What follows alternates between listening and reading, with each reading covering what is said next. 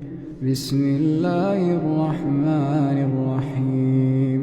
أعوذ بالله من الشيطان الرجيم. بسم الله الرحمن الرحيم وبه نستعين. صلی اللہ علی النبی الکریم. حضرات، معرفت الہی کا سلسلہ چل رہا ہے. یہ اس سلسلے کی چوتھی نشست ہے. آج ہم ایک انتہائی حساس پہلو پر گفتگو کریں گے. ہمارے سامنے ہے علامہ ابن عثیمین رحمۃ اللہ علیہ کی تفسیر، جو انہوں نے لفظ اللہ کا ترجمہ کیا ہے. یہ سورہ فاتحہ کی تفسیر میں آپ اس کو موجود پائیں گے. اللہ کا معنی بیان کرتے ہوئے موصوف کے الفاظ ہیں وَمَعْنَاهُ الْمَعْلُوهُ اے المعبود حُبًّا وَتَعْظِيمًا. اس عبارت کا واضح مطلب یہ ہے کہ انہوں نے لفظ اللہ کا معنی المعلوہ یعنی المعبود سے کیا ہے. اس ترجمے اور اس لفظ اللہ کے اس معنی کے تعین کے سلسلے میں ہمارے کچھ تحفظات ہیں. اللہ کی عظمت کے پیش نظر یہ جرأت ہو رہی ہے، تاہم ہمارے یہ جلیل القدر علماء میں سے اور صاحب علم شخصیت ہیں، ان کا ادب و احترام بھی ملحوظ نظر ہے. لیکن تاہم یہ اللہ کی توحید اور اللہ کے تعارف کا مسئلہ ہے. اس مسئلے پر ہم نے اس ترجمے کو یہ ترجمہ یا یہ معنی اللہ کا کہیں سے بھی درست نہیں ہے. اس سلسلے میں ہمارے 10 اعتراضات ہیں.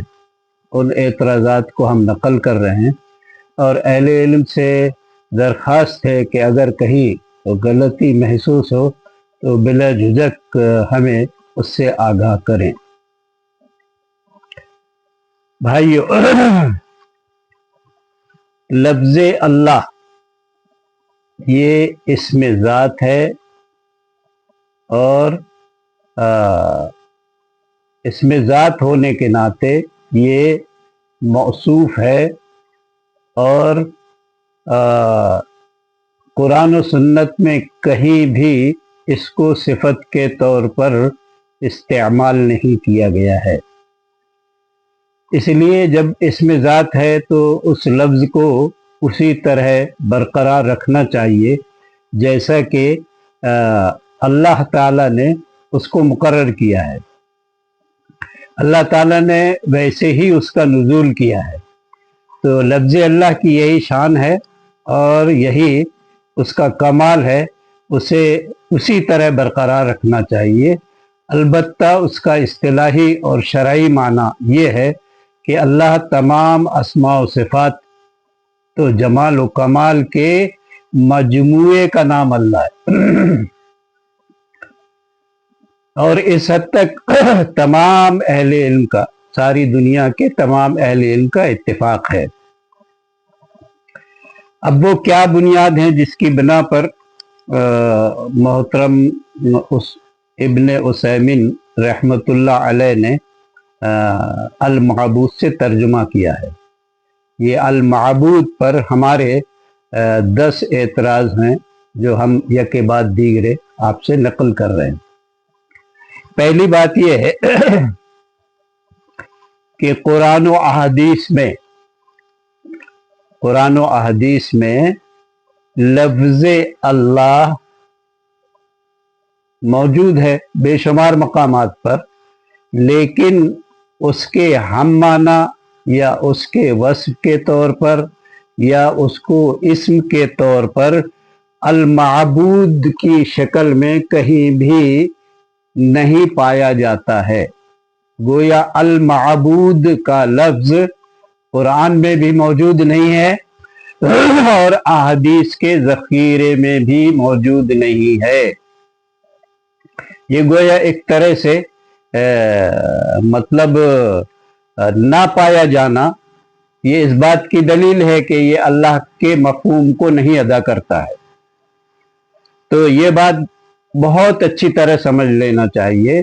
कुरान और अहादीस में ये लफ्ज़ अल-माबूद अरबी है और ये लफ्ज़ अल-माबूद मौजूद ही नहीं है। अगर कहीं मौजूद हो तो लोग मुत्तला करें, लेकिन आज के ज़माने में ये चीज़ें आसानी से देखी जा सकती हैं कि कुरान में ये लफ्ज़ कहीं या हदीस में कहीं ये लफ्ज़ इस्तेमाल किया गया है। तो अल-माबूद का लफ्ज़ कुरान और हदीस में कहीं पर भी मौजूद नहीं है। एक नंबर 2, अल्लाह के 99 अस्मा जिन्हें हम अस्माए हुस्ना कहते हैं, बुखारी में और दीगर कुतुब अहदीस में इसकी तफसील मौजूद है, देखी जा सकती है। अस्माए हुस्ना में 99 अस्माए हुस्ना में भी लफ्ज़ अल-माबूद मौजूद नहीं है। इसी तरह नंबर 3, सलफ सालिहीन में से किसी ने भी लफ्ज़ अल्लाह का तर्जुमा अल-माबूद से नहीं किया है।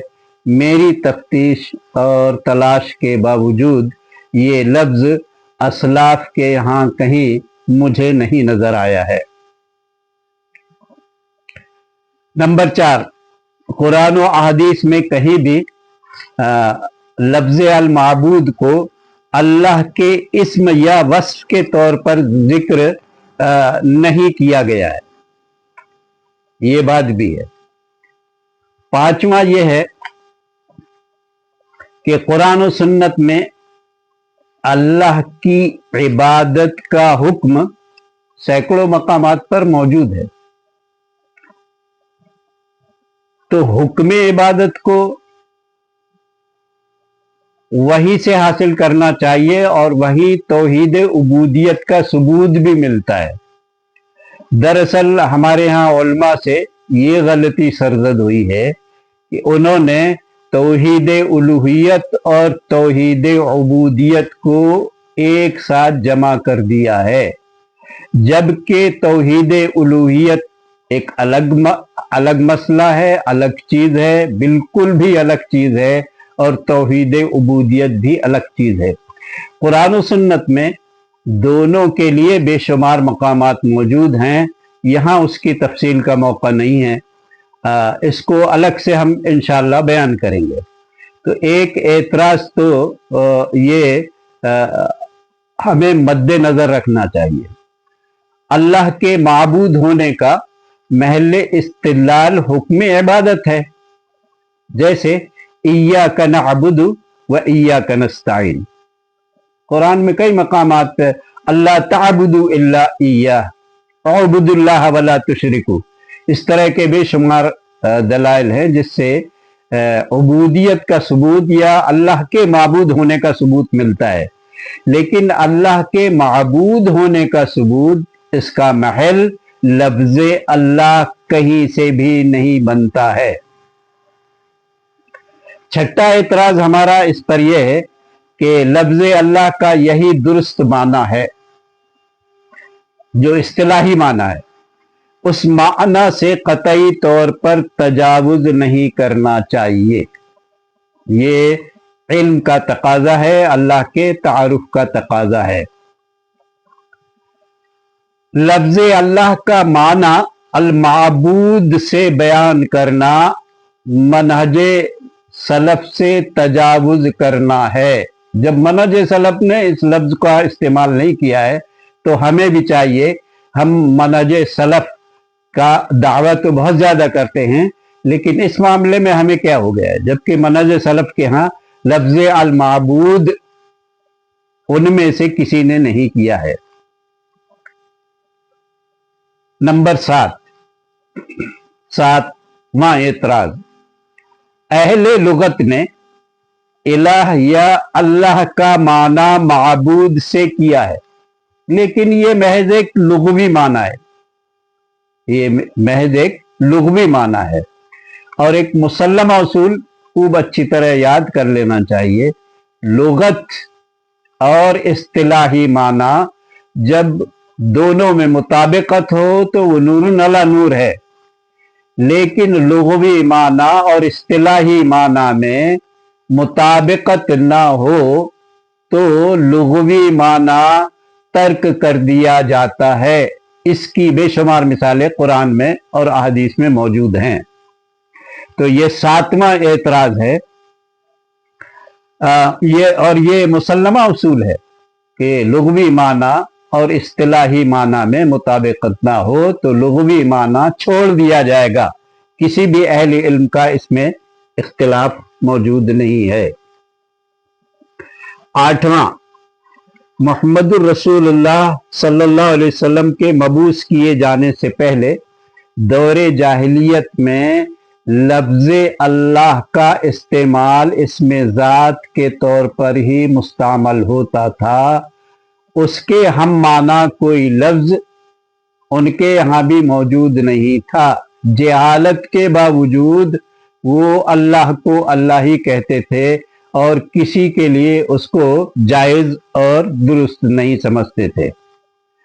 تو اس سے بھی پتہ چلتا ہے کہ لفظ اللہ کو اللہ ہی کی طرح رہنے دینا چاہیے، نہ ہی کوئی اس کا ہم پلہ لفظ ہے، نہ ہم معنی کوئی لفظ ہے، نہ کوئی المعبود اسم ہے، اور نہ ہی کوئی وہ وصف کے طور پر بیان کیا گیا۔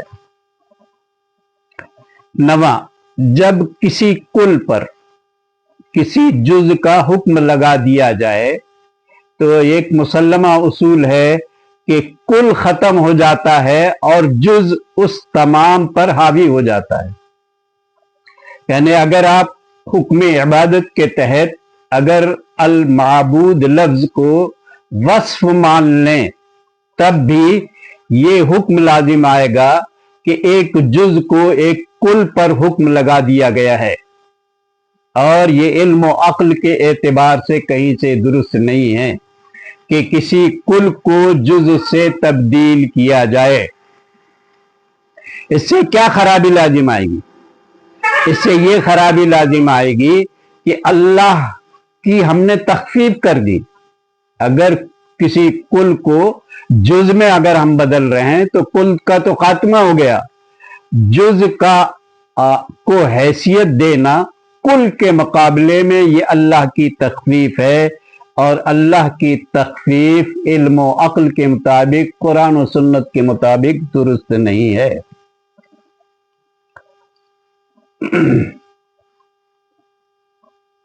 10واں اعتراض، اللہ ایک کل ہے، کل کو جز میں بدلنے سے اللہ کی تخفیف لازم آئے گی۔ کسی کو بھی یہ حق نہیں پہنچتا ہے کہ اللہ کی اسم ذات کے ساتھ اس طرح کی جرات کرے۔ 11، اللہ کو اس کے اصطلاحی معنی سے ہٹا کر اس کو کوئی دوسرا معنی دینا تحریف معنوی میں شمار ہوتا ہے۔ یہ پہلو انتہائی خطرناک ہے۔ اللہ کا جب اصطلاحی معنی موجود ہے کہ اللہ ایسی ذات کا نام ہے جو تمام اسماء و صفات کا مجموعہ ہے، اس مجموعے کو کسی ایک وصف یا کسی ایک ایسے اسم کے ذریعے سے جو قرآن و سنت میں موجود بھی نہ ہو اس کا معنی دینا یا اس کے ہم معنی قرار دینا، یہ تحریف معنوی ہے، اور تحریف معنوی بہت بڑا جرم ہے۔ اللہ تعالی ہمیں تحریف معنوی سے محفوظ رکھے۔ یہ چند میرے تحفظات تھے، اہل علم اس کی طرف توجہ دیں گے، اور مجھے امید ہے کہ اگر مجھ سے کہیں غلطی ہوئی ہے تو میری رہنمائی فرمائیں گے، وگرنہ اللہ کے تعارف کے خاطر ہمیں ہمارا یہ سوال آپ تمام اہل علم کو قبول کر لینا چاہیے۔ اللہ تعالی ہمیں صحیح فہم سے، اللہ کی معرفت سے، اللہ کے صحیح فہم سے ہمیں آشنا کرے، آمین۔